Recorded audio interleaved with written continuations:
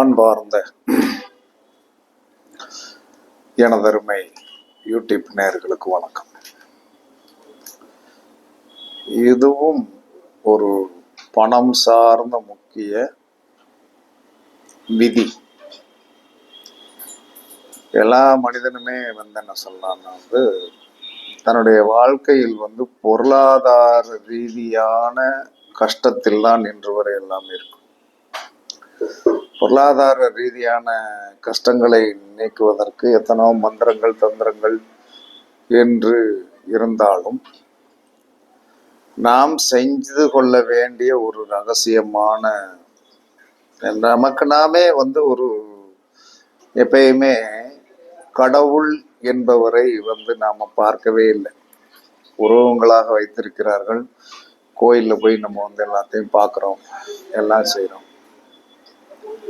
ஆனால் கடவுள் என்பவர் யாருன்னா உங்களுக்கு நீங்கள் தான் கடவுள். நீங்க தானே உங்களுடைய முடிவுகளை எடுக்கீங்க.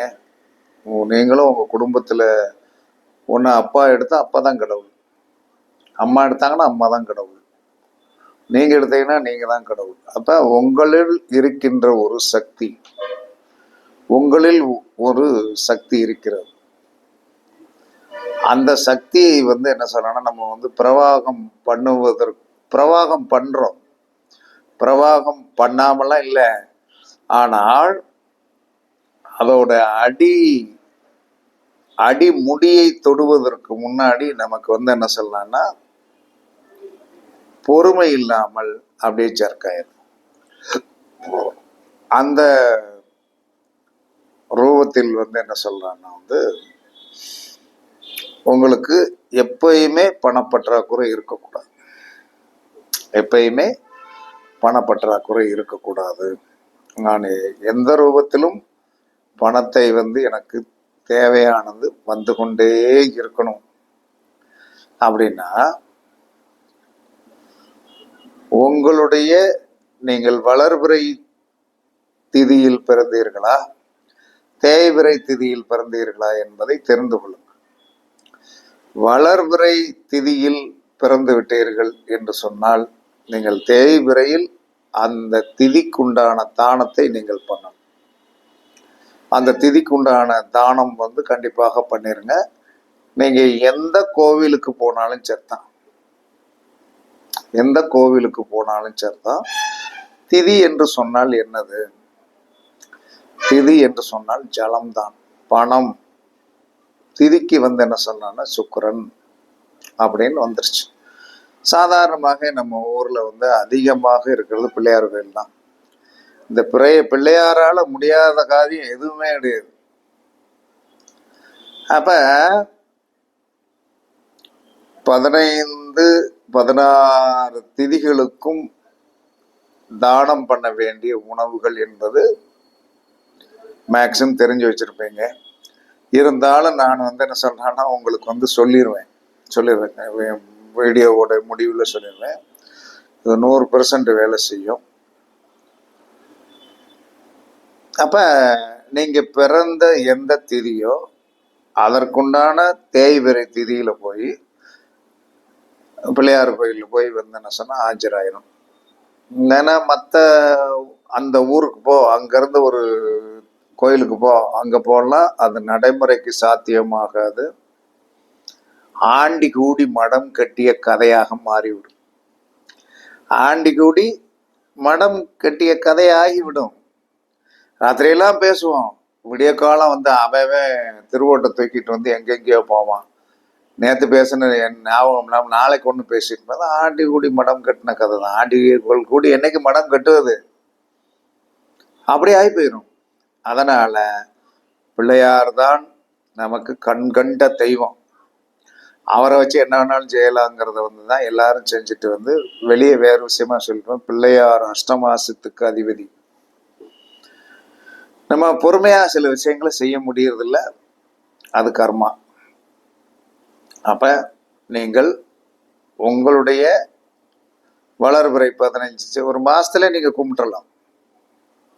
இப்போ ஒருத்தர் பிரதமையில போய் பிறந்திருக்கிறாருன்னா வளர்பிறை பிரதமையா தேய்பிறை பிரதமையா? வளர்பிறை பிரதமையில போய் பிறந்திருந்தாருன்னா தேய்பிறை பிரதமையில் வந்து விநாயகருக்கு போய் சின்ன அருகம்புல் மாலை சாற்றி அந்த பிரதமைக்கு உண்டான உணவுன்னு ஒன்று இருக்கு, அதை அங்கே கொடுத்துட்டு ஜலம் என்று சொன்னால் பன்னீர் பன்னீர் பாட்டில் எடுத்துக்கிடுங்க. பன்னீர் பாட்டில் வந்து அங்கே தானம் பண்ணுங்க. ஏன்னா ஜலம் தானம் பண்ணணும், ஜலம் தானம் பண்ணணும். மனிதர்களுக்கும் என்ன சொன்னான்னா வந்து யார் ஒருவர் தனக்கு பொருளாதார மேன்மை வேண்டும் என்று நினைக்கிறீர்களோ அவர்கள் கண்டிப்பாக தண்ணீர் தானம் பண்ணணும் அல்லது மோர் தானம் பண்ணணும்.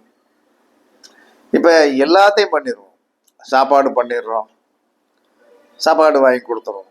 ஆனால் யாராவது தண்ணி பாட்டில் கையில் கொடுக்குறீங்களா அப்படின்னா கொடுப்பது இல்லை. இன்றிலிருந்து ஒரு கணக்கெடுங்கள். நித்தமும் ஒரு தண்ணீர் பாட்டில் 10 ரூபா பாட்டில் யாருக்காவது எத்தனையோ வந்து என்ன சொன்னான்னா வந்து பிச்சை எடுப்பவர்கள் இருக்கிறார்கள், அவர்களுக்கு தண்ணி பாட்டில் வச்சுடுங்க அப்படின்னு நீங்கள் கொடுத்து பாருங்க, உங்களுக்கு பொருளாதார நஷ்டம் வராது. பொருளாதார நஷ்டம் வராது. இன்னைக்கு வரைக்கும் யாராவது நம்ம தண்ணி பாட்டில் தானம் பண்ண, நான் கூட பண்ணது சாப்பாடு தானம் பண்ணுவேன், ஆனால் சாப்பாடு தானம் பண்ணிட்டேன்னு சொன்னா அந்த தண்ணீர் தானம் பண்ண வேண்டும் என்று சொல்லக்கூடிய எண்ணம் வராது. வந்துருச்சுன்னா தான் வந்து எல்லாரும் கோடீஸ்வரன் ஆகிடலாம். கோடீஸ்வரன் ஆகுவதை விட வந்து என்ன சொன்னா தேவையானதை நாம் வந்து சம்பாதித்து நிம்மதியாக இருக்கலாம். இந்த வீடியோ நீங்கள் பார்த்த பிறகு எல்லோரும் தண்ணீர் தானம் பண்ணுங்க. அதே சமயத்தில் வந்து உங்களுடைய நீங்கள் வளர்பிறை திதியில் பிறந்திருந்தாலும் தேய்பிறை திதியில் பிறந்திருந்தாலும், வளர்பிறையில் பிறந்திருந்தால் தேய்பிறையில் போய் வந்து விநாயக பெருமானுக்கு ஒரு அருகம்புல் மாலை போட்டு உங்களுடைய திதிக்கு உண்டான உணவு என்று ஒன்று இருக்கிறது, அதை அவருடைய பாதத்தில் வைங்க. ஒரு பன்னீர் பாட்டில் வாங்கி கொடுங்க, எது ஜலம் தானே வாங்கி கொடுத்துருங்க. யாருக்காவது என்ன சொன்னான்னா ஒரு தண்ணி பாட்டில் வாங்கி கொடுங்க. இது தண்ணி பாட்டிலுங்கிறத வந்து விட வந்து எல்லாரும் என்ன சொல்றாங்கன்னா வந்து எல்லா மனிதர்களும் விருப்பப்படுவது என்ன சொந்த லெமன் ஃப்ளேவர் இருக்கு இல்லையா, இந்த லெமன் ஃப்ளேவரு இல்லைன்னா மாசா, இது தண்ணீர் தானே, மாசா, இந்த மாதிரி 7up, இது எது வேண்டுமானாலும் ஜல ஆதிபத்தியம் உடையது தான். ஏன்னா நம்ம மக்கள் வந்து தண்ணீர் பாட்டில் கொடுத்தா எனக்கு இந்த தண்ணி அடைக்காதவங்க இதை போய் கொடுத்துட்டு இருக்கேன் அப்படின்னு மக்கள் வாங்குறவங்களுமே நினைப்பாங்க. இந்த ஒரு போண்டா பாட்டில் அப்படின்னு கொடுங்க, வாங்கி வந்து கண்டிப்பாக குடிச்சுக்கிடுவாங்க. லெமன் ஃப்ளேவர் வாங்கி கொடுங்க. ஏன்னா அந்த கலர் வந்து என்ன சொன்னா ஓரளவு மேக கலரில் இருக்கும். அப்படி நீங்கள் செஞ்சீங்கன்னா கண்டிப்பாக தண்ணீர் தானம் என்பது பண்ணலாம். தண்ணீர் தானம் என்பது பண்ணலாம். தண்ணீர் தானம் நீங்கள் பண்ண பண்ண பண்ண உங்களுடைய திதிக்கு வளர்பிறையில் பிறந்திருந்தாலும் தேய்பிறையில் பிறந்திருந்தாலும், வளர்பிறையில் பிறந்திருந்தாலும் தேய்பிறையில் பிறந்திருந்தாலும், அதற்கடுத்து நீங்கள் வந்து என்ன சொல்லலாம்னா வளர்பிறைனா தேய்பிறை, தேய்பிறைனா வளர்பிறை, இந்த காலத்தில் நீங்கள் போயிருங்க. போய் வந்து பிள்ளையாருக்கு அருகம்புல் மாலை போட்டு உங்களுடைய திதிக்கு உண்டானது வளர்வரைக்கும் ஒன்றாத்தான் இருக்கும், தேய்பிறைக்கு ஒன்றாத்தான் இருக்கும். அதை நீங்கள் வந்து என்ன சொல்கிறான்னா வந்து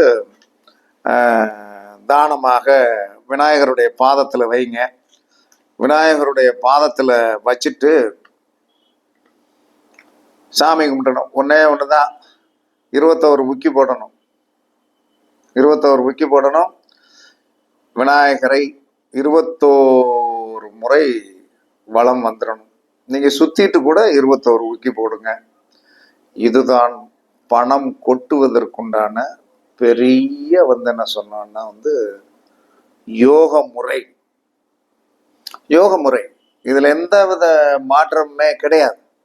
அதே சமயத்தில் உங்களுடைய வாழ்நாள் ஃபுல்லா ஒரு திதி உங்களை பெண்டு எடுத்துக்கிட்டு இருக்கும். அது எந்த திதின்னு தெரியுமா? நீங்கள் பிறந்த திதியிலிருந்து 7வது திதி, நீங்கள் பிறந்த திதியிலிருந்து 7வது திதி, நல்லா கணக்கு பாருங்க. நீங்கள் பிறந்த திதியிலிருந்து 7வது திதி, அதற்குண்டான கட்டங்கள் 2. வளர்பிறையில் பிறந்திருந்தால் முதல் கட்டத்தை எடுத்துக்கொள்ளுங்கள், தேய்பிறையில் போய் பிறந்தால் 2வது கட்டத்தை எடுத்துக் கொடுங்கள். அந்த 7வது திதி அன்னைக்கு விநாயகரை போய் பாருங்க.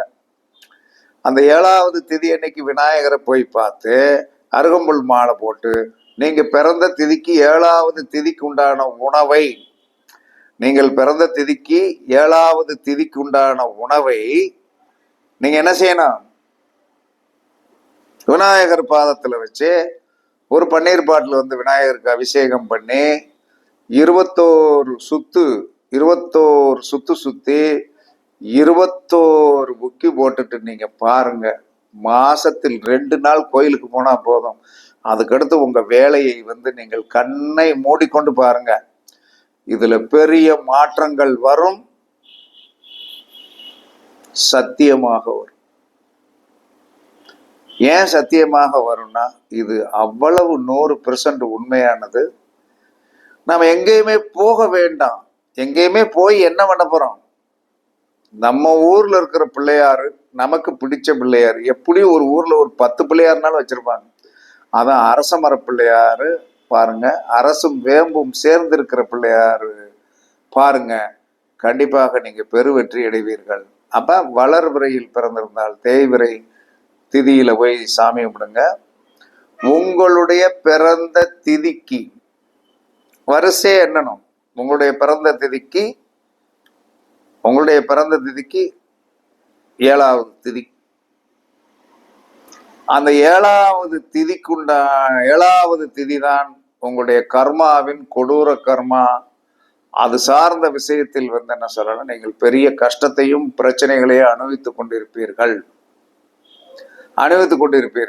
அப்ப அந்த பிறந்த திதிக்கு 7வது திதிக்குண்டான அந்த பரிகார பொருளை விநாயகருக்கு என்ன சொல்றான்னா நீங்கள்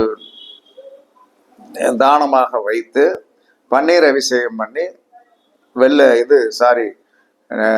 அருகம்புல் மாலை போடுங்க. சார் அருகம்புல் எங்க சார் கிடைக்குதுன்னா மல்லிகைப்பூ மாலை போடுங்க. அருகம்புல் கிடைக்கல, அருகம்புல் முக்கியமானது. அருகம்புல் கிடைக்கலன்னா மல்லிகைப்பூ மாலை போடுங்க. போட்டுட்டு என்ன செய்யுங்க, 21 சுத்து 21 தோப்பு கண்டம் போட்டுட்டு முடிஞ்சா ஒரு வெடலை சுத்த போதே என்ன சொன்னா, தேங்காய் கையில வச்சுட்டு சுத்தலாம். புக்கி போடும்போது தேங்காயை கீழே வச்சிடலாம். வச்சுட்டு சாமியெல்லாம் கும்பிட்டு, ஐயா என்னுடைய அதாவது பிறந்த திதிக்கு வளர்பிறையா தேய்பிறையா என்று பார்த்து, வளர்பிறைனா தேய்பிரையிலும் தேய்பிரைனா வளர்பிறையிலும் கும்பிடுவது பணம் சார்ந்த விஷயத்தை அள்ளி கொடுத்துரும். அதே சமயத்துல கர்மான்னு ஒண்ணு இருக்கு. நம்ம பிறந்த திதிக்கு 7வது திதியை நீங்க பாருங்க. அந்த கர்மா உங்களை கட்டி விதைக்கும். அது காலபுருஷ தத்துவத்துக்கு எத்தனாவது கட்டம்னு பாருங்க. 2 கட்டம் வரும். அதுல உங்க லக்னத்துக்கு அது எந்த கட்டம்னு வருங்க. கண்டிப்பாக அதில் வளர்பிறையில் பிறந்திருந்தால் முதல் கட்டத்தை எடுத்துக்கொள்ளுங்கள். தேய்பிறையில் போய் பிறந்திருந்தால் 2வது கட்டத்தை எடுத்துக்கிடுங்க. இதுல உங்களுக்கே தெரியும். அப்ப அதை நீங்கள் பண்ணி பாருங்கள். இந்த உலகத்தில் கடைசியாக உங்களுக்கு ஒரு தீர்வு கிடைக்கும். கர்மாவையும் அழித்த மாதிரி இருக்கும். அதே சமயத்துல என்ன சொன்னா, பொருளாதாரத்தில் ஒரு மனிதனுடைய மூளையை அஃபெக்ட் பண்ணுவது இந்த பொருளாதாரம் இருந்துச்சுன்னா, அந்த மூளை எப்படித்தான் பிரிஸ்னஸ் ஆகுதோ, இந்த மனம் பிரிஸ்னஸ் ஆகுதோ, எப்படி ஆகுதுன்னே தெரியாது.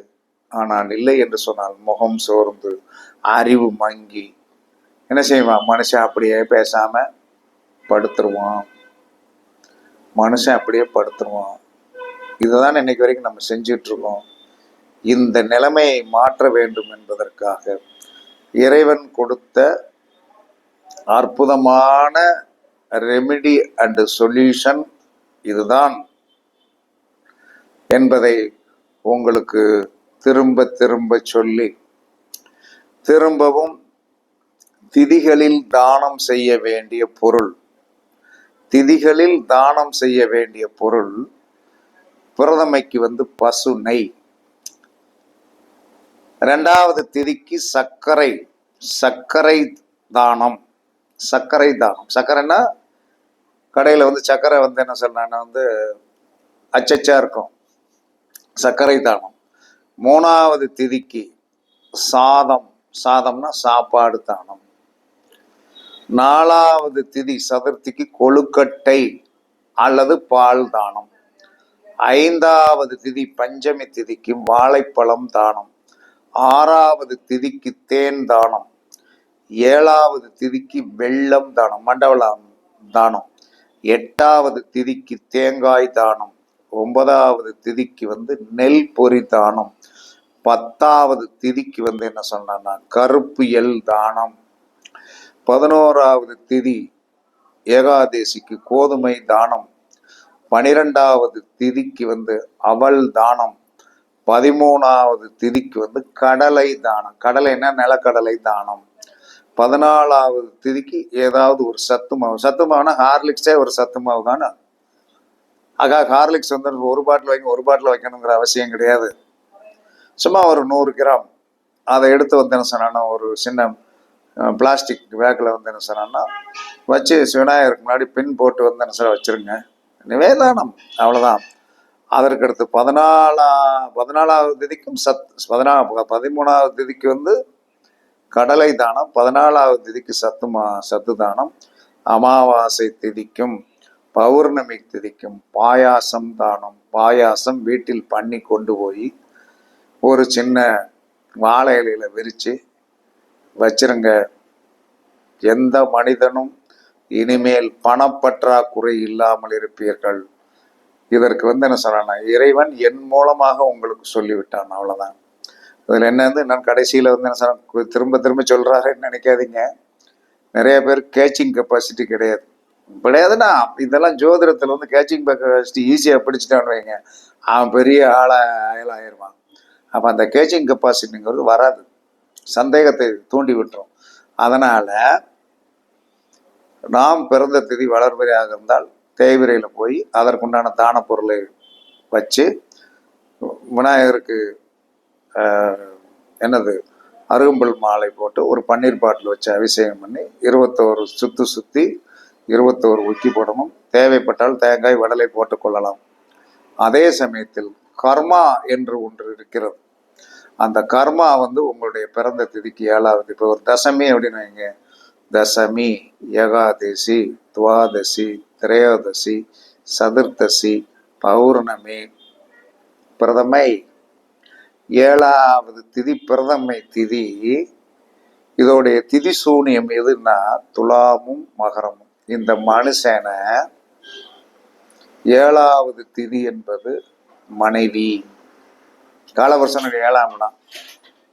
மகரம் என்பது காலபுருஷனுடைய 10ஆம் இடம். இவருடைய லக்கணம் என்னவாக இருந்துட்டு போகுது, இவருடைய மனைவி இவரை மனிதனாக மதிக்க மாட்டார்.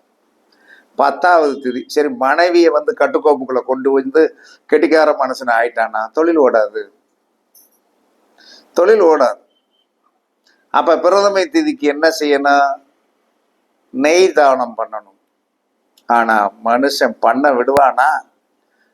இன்று வரை வந்து இதை வந்து ஒரு மனிதனுக்கு சொல்லி அவன் வந்து இன்று வரை அதை தானம் பண்ண முடியல, செயல்படுத்த முடியல. இனிமேனாலும் இந்த மாதத்தில் வருகின்ற 2 திதிகளை ஞாபகம் வைத்துக் கொள்ளுங்கள். நீங்கள் பிறந்த திதி, உங்களுடைய பிறந்த திதிக்கு 7வது திதி, இவ்வளவுதான். விநாயகர்கிட்ட போங்க, அவரால் முடிக்க முடியாது ஒன்றும் கிடையாது. நான் இன்று வரை இதை செய்யவே இல்லை, என்னையும் செய்ய விடாது.